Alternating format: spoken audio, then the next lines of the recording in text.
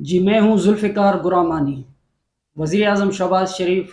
ने सलीम साफ़ी सीनियर सहाफ़ी को इंटरव्यू दिया है और वज़ीर-ए-आज़म शहबाज़ शरीफ़ साहब ने अपने इंटरव्यू में ये कहा है कि ये जो इमरान खान की गिरफ़्तारी के बाद यानी उस दिन बिल्कुल जो रद्द-ए-अमल आया, बुनियादी तौर पे नए 9 मई के इस वाक़ये के हवाले से वज़ीर-ए-आज़म शहबाज़ शरीफ़ का ये कहना है कि ये आर्मी चीफ़ के खिलाफ़ एक साज़िश थी। सलीम साफ़ी के इंटरव्यू में शहबाज़ शरीफ़ का ये भी कहना था कि इस हवाले से सबूत भी मौजूद हैं। तो ज़ाहिर-सी बात है कि ये एक बहस तो मौजूद था, ये कोई नया बहस नहीं है एस्टेब्लिशमेंट के खिलाफ़ या एस्टेब्लिशमेंट के खिलाफ़ इमरान खान की तहरीक के हवाले से या आर्मी चीफ़ के नोटिफ़िकेशन के हवाले से या इस हवाले से यूँ कह लें कि इससे पहले इमरान खान ने जो रावलपिंडी के अंदर धरना दिया या लॉन्ग मार्च वो लेकर आए थे, तो ये सारा तनाज़ा जो था बुनियादी तौर पे वो टाइम भी वही था जब आर्मी चीफ़ के नोटिफ़िकेशन का दिन आना था, बिल्कुल वही तारीख़ थी। तो ये कोई बहस जो है वो बिल्कुल नया बहस नहीं है जिसको ये कहा जाए कि जी पहली मर्तबा ये बहस सामने आई। हकीकत ये है कि ये बहस एक ऐसे फ़ेज़ में चला गया था कि इमरान खान अब तो अपने हर खिताब के अंदर दरख्वास्त करते हैं कि अभी वक़्त नहीं गया। वो आर्मी चीफ़ को मुख़ातिब करते हैं कि ताकतवर आप हैं, आपसे ही बात की जा सकती है। बार-बार जब इमरान खान से वो कोर्ट में आते हैं, तो कोर्ट के अंदर भी यही इमरान खान से कहा जाता है कि आप सियासतदानों से बात क्यों नहीं करते? तो वो कहते हैं कि जी जो ताकत असल ताकत है वो एस्टेब्लिशमेंट की तरफ है। तो ज़ाहिर-सी बात है वो आर्मी चीफ़ को मुख़ातिब करते हैं कि अब भी वक़्त नहीं गया, अब भी मैं बात करना चाहता हूँ, मुझसे बात करें ताकि पाकिस्तान को मसाइल से निकालें। तो इमरान खान तो उस फ़ेज़ में चले गए हैं कि वो अब चाह रहे हैं कि एस्टेब्लिशमेंट के साथ किस तरह भी मसाइल जो हैं वो हल हो जाएँ और बात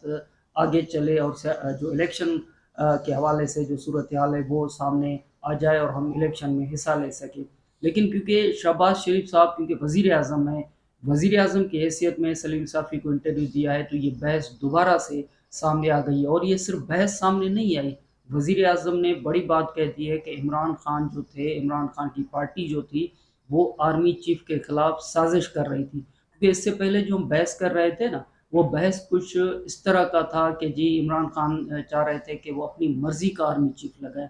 या फिर सूरत-ए-हाल इस तरह थी कि इमरान खान ये चाह रहे थे जो कि on the record Imran Khan कई मर्तबा कहकर भी गए और कहते भी रहे उस टाइम पे कि वो चाह रहे थे कि आर्मी चीफ़ यानी मकसद उनका ये था कि कोई भी हो लेकिन शहबाज़ शरीफ़ जो हैं वो आर्मी चीफ़ की तैनाती में उनका हिस्सा ना हो क्योंकि वो समझते थे कि ये जो सियासतदान हैं शहबाज़ शरीफ़ साहब हों, नवाज़ शरीफ़ साहब हों, आसिफ़ ज़रदारी साहब, मौलाना फ़ज़ल रहमान साहब, वो उनको समझते थे कि ये करप्शन में मुलविस हैं तो इनको आर्मी चीफ की तैनाती का जो है ना वो हक नहीं है। तो कभी-कभी तो वो इस तरह की गैर आइनी जिसको कहा जाता था कि ये गैर आइनी बात है कि वो कहा करते थे कि जी निगरान हुकूमत जो आए फिर आने वाला जो सेटअप आए यानी वो आने वाले सेटअप में भी खुद को देख रहे थे कि अगर मैं जब वज़ीर-ए-आज़म बन जाऊँ तो जिसको अवामी ताकत वोट की सूरत में मिले तो उससे ये हक है कि वो आके आर्मी चीफ की तैनाती करे। तो इमरान खान का मकसद जो था वो बुनियादी तौर पे ये भी पुराने बहस में मौजूद था कि वो किसी भी सूरत में देखें जब आसिम मुनीर साहब डीजीआईएस आए थे तो इमरान खान ने डीजीआईएसआई के तौर पे वो नहीं चाह रहे थे। ये एक मुकम्मल तौर पे एक बहस मौजूद है और ये पुराना बहस भी है कि डीजीआईएसआई जब आसिम मुनीर साहब थे तो इमरान खान को जाके बताया था कि जी करप्शन कहाँ-कहाँ और किस तरह हो रही है तो इमरान खान साहब को गुस्सा आ गया था कि जी इसमें बुशरा बीबी साहिबा का नाम क्यों आ रहा है। तो ये बहस भी पुरानी हुई फिर आसिम मुनीर साहब जो है वो वहाँ से चले गए थे और बाद में जब आर्मी चीफ का नोटिफिकेशन यानी जनरल बाजवा के बाद आर्मी चीफ की बात आ रही थी तो सब ने ये कहा कि इमरान खान साहब कभी नहीं चाहेंगे कि आर्मी चीफ आसिम मुनीर साहब हों, वो अपना आर्मी चीफ चाहेंगे और जनरल फैज़ साहब का नाम तो ज़्यादा बहस हो रहा था कि वो इसी वजह से जनरल फैज़ साहब को डीजीआईएसआई के तौर पे जब उनका नोटिफिकेशन हुआ कि भई इनको पेशावर कोर कमांडर के तौर पे वहाँ भेजा जाए तो नोटिफिकेशन इमरान खान साहब ने रोक दिया था। जनरल बाजवा साहब के साथ ये उनका बहस जो है वो बहुत पुराना हो गया। ये बहस इस वजह से दोबारा इसको ज़ेर बहस लाया जा रहा है कि इमरान खान साहब ने आर्मी चीफ के हवाले से जो बयानात दिए थे, वो एक नए रूप में सामने आए हैं कि इमरान खान साहब यानी अगर शहबाज़ शरीफ साहब की बात को लिया जाए तो उसका मकसद ये है कि आर्मी चीफ आसिम मुनीर साहब के नोटिफिकेशन के बाद भी इमरान खान साहब ने दिल में उसे तस्लीम नहीं किया, क्योंकि दिल में तस्लीम न करने का मकसद ये है कि वो, आपको याद है ना कि इमरान खान साहब इस्लामाबाद हाई कोर्ट के अंदर आए थे। हाई कोर्ट के अंदर भी उन्होंने एक बयान दिया था कि भाई इन्हें इस तरह का खदशा है कि अगर मैं दोबारा आ गया तो डी नोटिफाई कर दूंगा। तो इनका इशारा उस तरफ था कि जी मैं डी नोटिफाई नहीं करूंगा। तो बार बार एक ऐसी सूरत हाल, यानी बिल्कुल उसी दिन लाहौर से एहतजाज करना, बावजूद इसके कि इमरान खान साहब को गोली लग चुकी थी, लेकिन वो लाहौर से रावलपिंडी आए, धरना दिया। बिल्कुल वो दिन था जब आर्मी चीफ की तैनाती का था, और फिर ये भी था कि आर्मी चीफ कौन होगा, और बाद में जनरल आसिम मुनीर साहब का नाम आ गया तो नोटिफिकेशन का मामला था। इमरान खान साहब का ये धरना उसी तनाजुर में देखा गया। लेकिन बाद में ये कहा गया कि जब नोटिफिकेशन हो गया तो इमरान खान साहब का ये कहना था कि जी वो किसी भी सूरत में इस्टेब्लिशमेंट के साथ अपने ताल्लुकात ख़राब नहीं करना चाह रहे, और साथ में वो खदशात को ज़ेर बहस ला रहे थे कि जी इस तरह का खदशा क्यों उनके जहन में है कि मैं आऊँगा तो डी नोटिफाई कर दूंगा। तो इमरान खान बार बार हिट कर रहे थे इस्टेब्लिशमेंट को अपने बयानात के अंदर। तो अब जो ये सूरत हाल है, अब सूरत हाल ये है कि शहबाज शरीफ ने जब ये बात कर दी तो सारे का सारा बहस सामने आ गया। अब सारे का सारा बहस जब सामने आता है तो एक बात ये आती है कि ये बात कर कौन रहा है, वजीर आजम शहबाज शरीफ। और दूसरी तरफ इल्ज़ाम किस पे आ रहा है, इमरान खान की पार्टी पे, इमरान खान पे इल्ज़ाम लग क्या रहा है। यानी इल्ज़ाम ये लग रहा है कि आर्मी चीफ आसिम मुनीर साहब के ख़िलाफ़ ये बगावत थी, यानी बगावत करने की कोशिश थी। और इसके नतीजे में जो DGI-SPR ने प्रेस कॉन्फ्रेंस भी की, और तवील जो है इस पे प्रेस कॉन्फ्रेंस उनकी मौजूद है। और इमरान खान ने ये बातें बार बार अपने बहस में, अपने खिताब में कही कि वो इस्टेब्लिशमेंट से लड़ाई नहीं करना चाहते बल्कि बात करना चाह रहे हैं। लेकिन वज़ीर आज़म शहबाज शरीफ ने जब ये बात कर दी है तो ये बात वज़ीर आज़म ने की है। वज़ीर आज़म के अलावा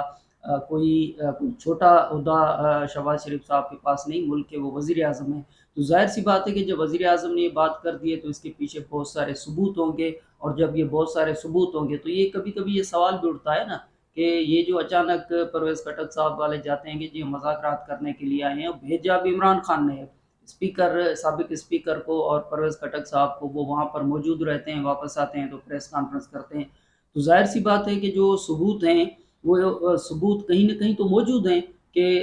ऐसी सूरत हाल क्यों पैदा हुई। लेकिन इमरान खान साहब इस हवाले से अभी तक उनका मौक़िफ़ ये है कि जी वो तो अदालत के अंदर आए थे,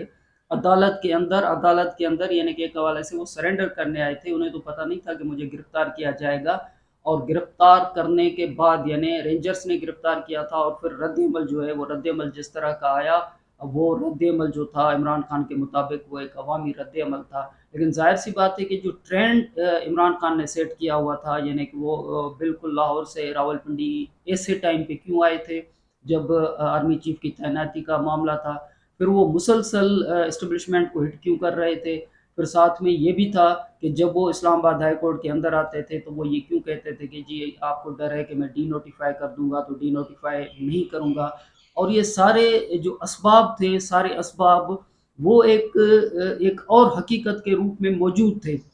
लेकिन जब आसिम मुनीर साहब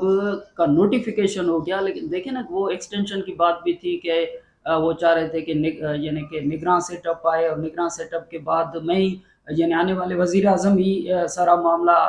तय करें। लेकिन साथ में ये देखें कि वो साथ में ये भी चाह रहे थे इमरान खान साहब के वो जो लॉन्ग मार्च के बाद जो सूरत हाल बन रही थी कि जो जनरल बाजवा साहब थे उनको एक्सटेंशन दी जाए, और वो एक्सटेंशन इतनी हो लाइफ टाइम भी वो देना चाह रहे थे, या इस तरह की सूरत हाल भी सामने आई थी। लेकिन वो एक्सटेंशन भी देना चाह रहे थे, तो अपनी मर्जी का आर्मी चीफ भी लाना चाह रहे थे, अपनी मर्जी का वो एक सेटअप जहन में रखते थे। तो क्योंकि बैकग्राउंड इमरान खान साहब का ऐसा रहा है कि इमरान खान साहब दिल से ये सारी चीज़ें तस्लीम नहीं करते। वैसे तो देखेंगे शहबाज शरीफ साहब ने भी अपना टाइम पूरा कर दिया,